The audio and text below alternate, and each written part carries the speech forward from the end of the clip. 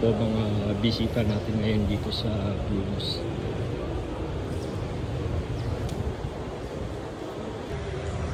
Assalamualaikum mga kapatid, marami tayong mga bisita ngayon dito sa Plumos, mga estudyante. Narito sila upang alamin kung ano ang mensahe ng Islam. Kasama natin ngayon si Dr. Ismail Abdul, galing po ng NCEMET, at meron tayong mga bisita. Ano ba yung pakay nila dito sa ating masjid sa Plumos?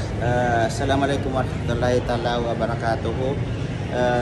Nandito po ang mga estudyante galing sa Xavier School. Actually, 1 year from now, nagsimula itong program na to, makipag-collaborate sa Xavier School. Nagsimula ng mga coordination meeting, signing of memorandum of understanding, ocular inspection. Meron silang immersion program na part ng kanilang curriculum na layunin na makipaghalubilo sa mga Muslim community para malaman yung ating mga kultura, cultural diversity, at makorek yung mga misconception sa atin. So guys, immersion program po ito ng Xavier School sa Green Hills. Kaya nag-aaral sila kung anong Islam. You can share your